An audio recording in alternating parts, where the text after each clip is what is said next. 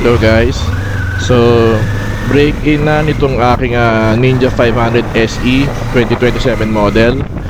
So 2 weeks ago nag-decide na ako na bumili nitong motor na ito, ano. I am 50 years old, so nakalimutan ko na gusto ko pala nito. So hopefully it's not too late, no? So umuulan itong last few days. So ngayon ang natatakbo pa lang nitong aking motor ay about 60 kilometers. So kapag sa break-in ng Ninja 500, no? So as per naka-indicated sa manual, so ano lang siya, from 0 to 200 kilometers kailangan hindi lalampas ng ng 4,000 revolutions per minute, no?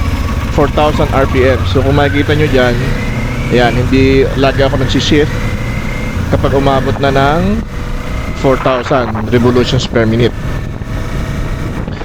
Kapag basically mga pag pumalo ng 10 to 20, yun yun, maximum na yun for 4,000 RPM.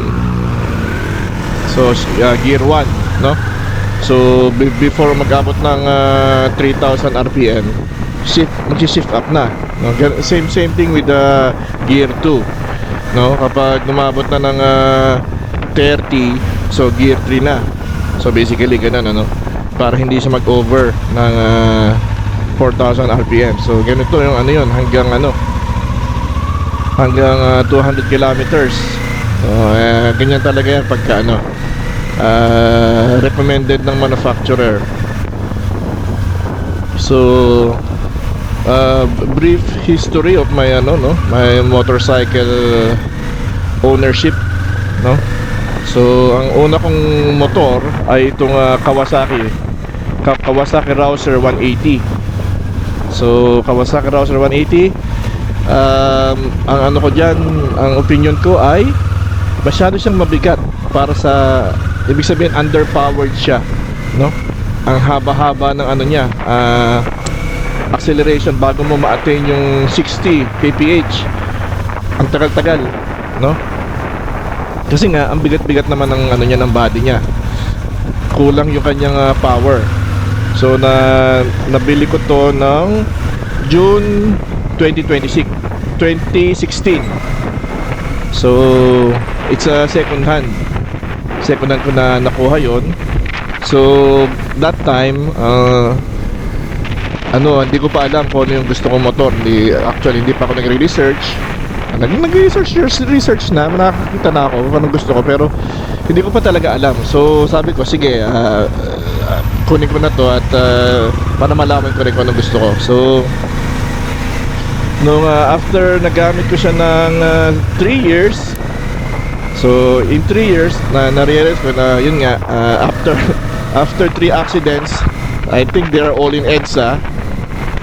So after 3 accidents with the Rouser 180, sabi ko ay ayoko na itong Rouser 180 na to. Ang bigat-bigat, na-accident ako kasi ayaw ko magpreno kasi bago ka makabilis, ang tagal-tagal. So ayaw mo magpreno. So I mean, in my case, ayaw ko magpreno. So talagang tipid na tipid ako sa preno. So yun na nagiging cause of accident sa in my case, So ayan na. So after 3 years, binenta ko na siya. So ang binili ko naman ay yung Suzuki Raider 150. So that time, pa lang to, yung carb type. So that time kasi bago pa yung FI, fuel injection, no? So mas mahal siya, hindi naman gano'n kalaki. Pero that time kasi alam mo na, bago pa siya.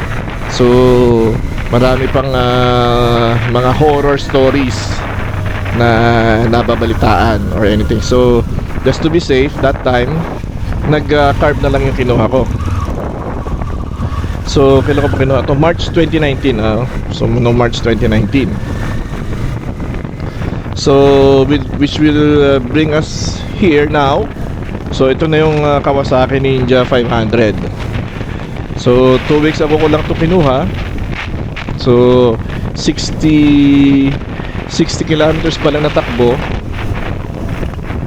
So impression ko, maganda naman. Of course, yung bias yung aking opinion, no. Kasi nga 2 weeks pa lang. And I like this motorcycle, of course, because na-dream ko to, no. And I think it's tested enough na hindi naman siya talaga, maganda naman siya talaga, no. So kita nyo yung ngayon, ano ba tong tinatahak natin ngayon. Okay, so fair weather naman siya, so wala akong rain gear, no, this time. Kasi at saka nasa loob lang ako ng subdivision, so hindi ko naman kailangan ng rain gear. I thought hindi ko kailangan ng rain gear. So malalaman natin na yan, biglang bubuhos yung ulan. Ayun, mapapatigil tuloy ako. So next time siguro mas maganda talaga magdala ng rain gear. Napakainit kasi rito sa Pilipinas, para lagi kang naka full body armor, no. Pero it is what it is, no. At saka break-in pa lang naman to. Hindi ko pinakamataas ko na patakbo nito. At 6 gear, napatakbo ko siya ng 70 kilometers per hour. My gosh. Ganun talaga, no? Ganun talaga pag break-in. Hindi mo siya pwedeng batakin. So at eto na, medyo malapit na yung ulan, no? So kung meron kayong katanungan or anything na regarding lang sa no, I'm not an expert. Actually, this is my first big bike, no? So kung meron kayong mga katanungan regarding sa lang, kung ano yung mga malalaman lang ng mga new owner na yung mga price, yung mga deals, yan, mga ganun, mga things to remember. Ano ba ang things to remember? Yeah, kung bibili ka na ng motor, magdala ka na ng helmet mo, no? Ganun. At saka nakasapatos ka na, no? Siyempre. So mas maganda na rin yung may jacket ka and long pants. Kasi nung binili ko to, umuulan ng ng malakas ang ulan nun eh.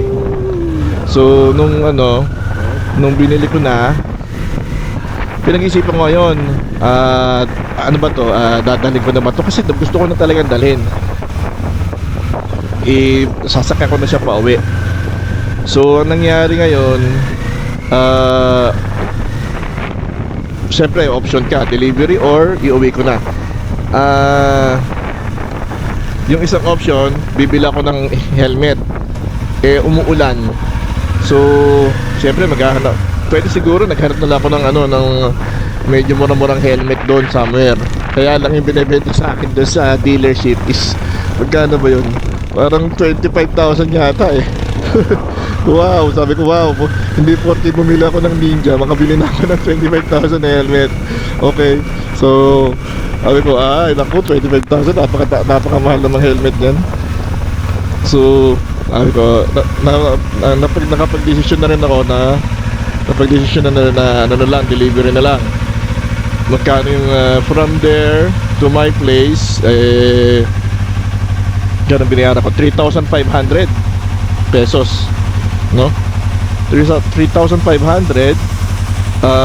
Tapos nung gabi na nun dumating eh, kasi mga 2 PM na yata ako umalis dun eh, 2 PM.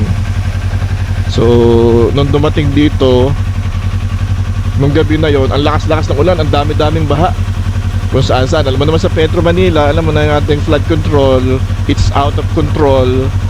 Okay, so ang daming baha, kinakabahan tuloy ako. Wala siyang although acts of God to, no? Ano pa rin yun, it's an accident pa rin. it's an act of God. So just in case na yung magdi-deliver is malubog, alam mo na, may stranded, malubog yung motor, di ba? Ano na yun? Ano na yun, malaking problema na yun kasi nalubog na yung motor. Eh puta, kakabili ko pa lang.